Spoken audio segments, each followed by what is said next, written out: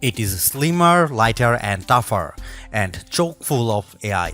Samsung really wants to make more people want a foldable phone, but is the Galaxy Z Fold 6 worth $1,900?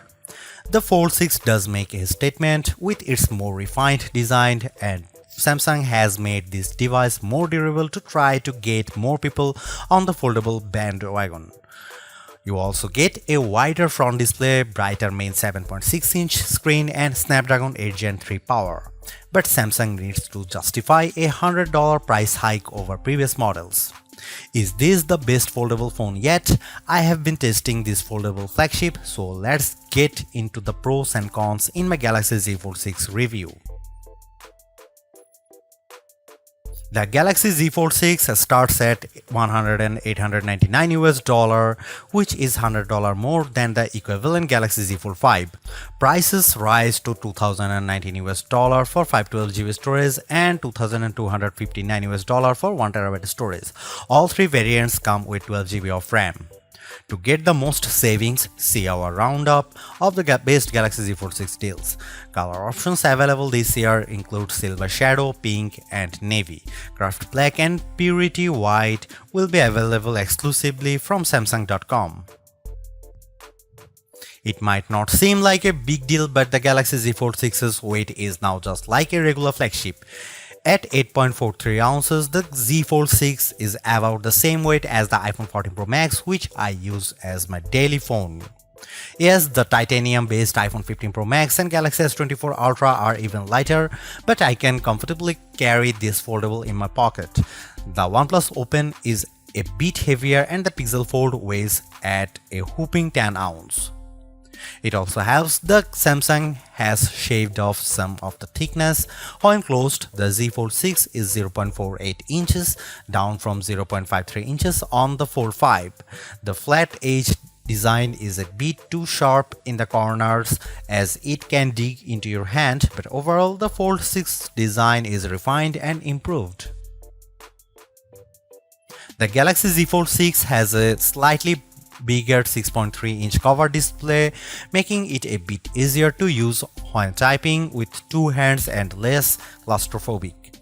Even though the OnePlus Open and Pixel Fold external displays are wider, I like the more compact, pocket-friendly design on the Samsung. Another plus is that the Z Fold 6's main 7.6-inch display has less of a crease than the Z Fold 5 thanks to enhanced layers, and it can get super bright with a rated peak brightness of 2600 peak. We saw only 2300 nits in our lab testing, but that still blows away the Z Fold 5's 1500 nits under the same conditions.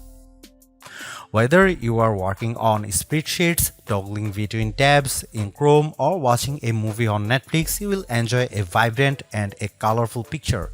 In our testing, we saw the Z Fold 6 hit 96.9% of the DCI P3 color space compared to 90% for the Pixel Fold, and the OnePlus Open reached an even higher 120%. There is a ton of Samsung Galaxy AI features packed into the Galaxy Z Fold 6 along with Google Gemini. Here is just some of the coolest things you can do. The biggest head turner is Sketch to Image.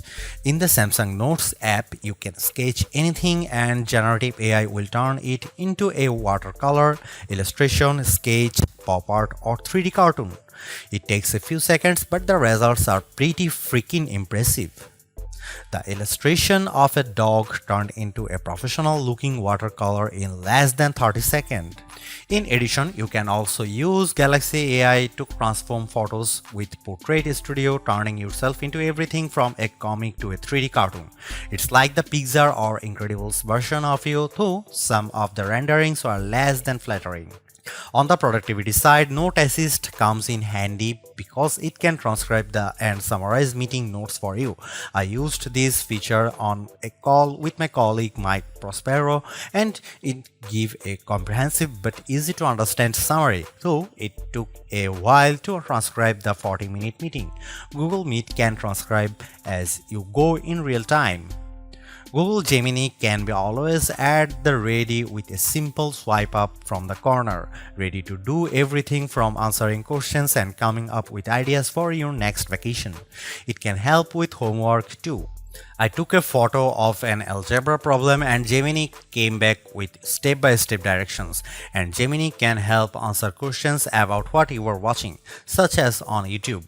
It even answered follow-up questions about Captain America Brave New World without me having to give any context. Last but not least, the Interpreter app on the Galaxy Z Fold 6 lets you translate conversations in real time and leverages both the main and cover displays so both you and the person you are speaking with can see what's being said. I tested this feature with a colleague who spoke Arabic and I asked him what the thought of the Z Fold 6. Despite a bit of a delay, the conversation flowed smoothly with the audio and text.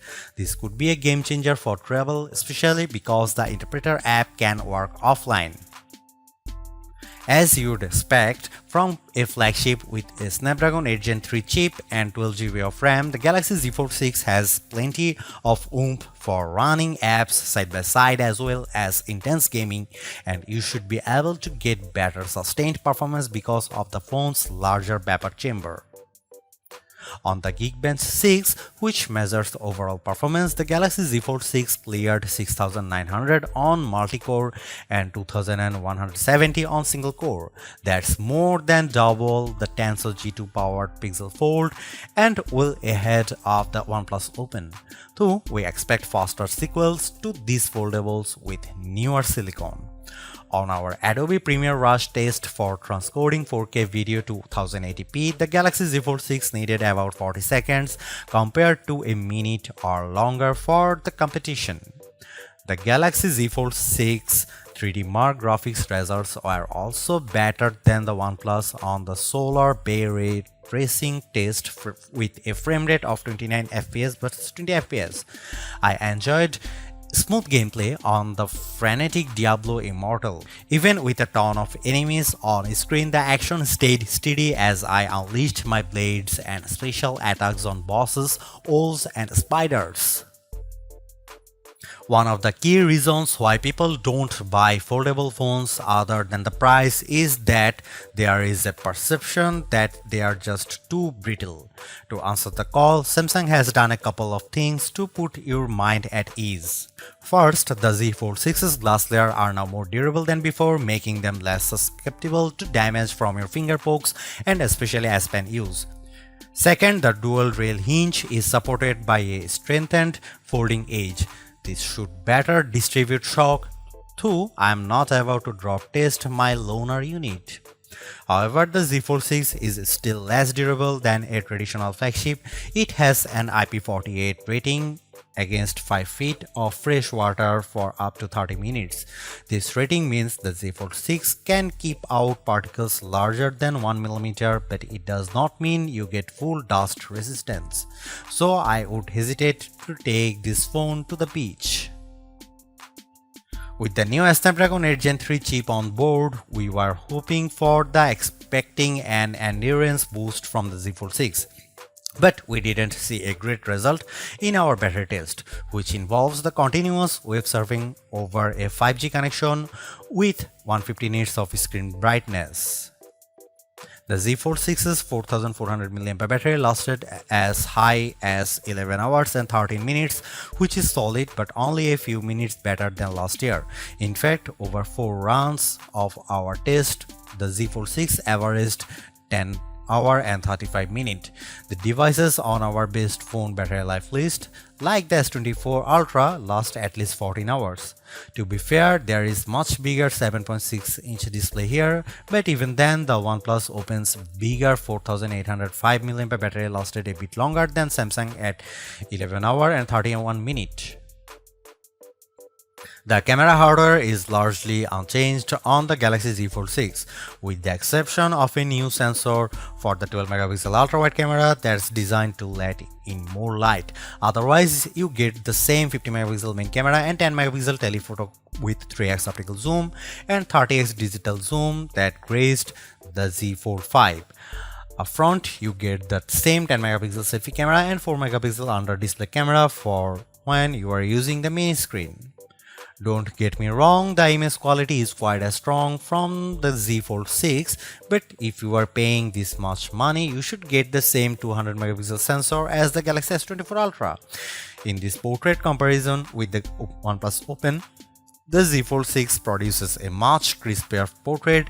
The OnePlus blows out the right side of my face in the sun and delivers less detail in my shirt. Here you can see some camera details from the Galaxy Z Fold 6.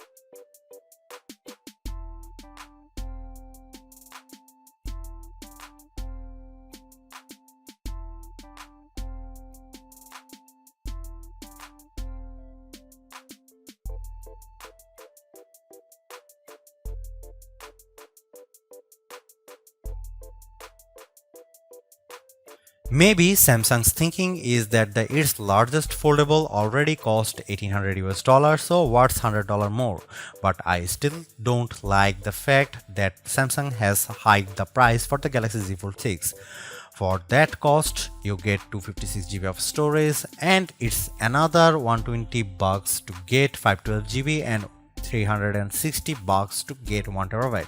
Samsung could sweeten the deal by including the S Pen case for $79, especially since sketch to image is such a key AI feature. The Galaxy Z Fold 6 supports the same 25-watt charging as the last couple Galaxy Fold models, and it's getting a bit annoying when there is a better charging technology out there. The Fold reached 28% after 15 minutes of charging and 56% in 30 minutes, which isn't terrible, but the OnePlus Open 67-watt charging goes to 50% in 15 minutes and 85% in 30 minutes. Even though we are on the 6th gen of Samsung's foldable, the overall market is still super small, making up just 1.5% of phones sold. Will the Galaxy Z Fold 6 change people's minds? If you are someone who loves the idea of having a huge screen on the go along with lots of AI features, this could be the flagship for you. I like the lighter weight, slightly bigger front display and strong Snapdragon 8 Gen 3 performance, and the AI features can come in handy, helping you be more productive and have more fun. But that $1900 is pretty tough to swallow when Samsung hasn't made that many changes in terms of that hardware. The OnePlus Open's camera performance isn't quite as strong and it's heavier device, but it's pushing the envelope a bit more with its multitasking software and faster charging, and you get a wider front screen for $200 less. Others may want to wait to see what the new Google Pixel 9 Pro Fold has in store. For now, I would say the Galaxy Z Fold 6 is the most well-rounded foldable phone for me, but it is still very much a niche device for power users. Thanks for watching. See you in the next one.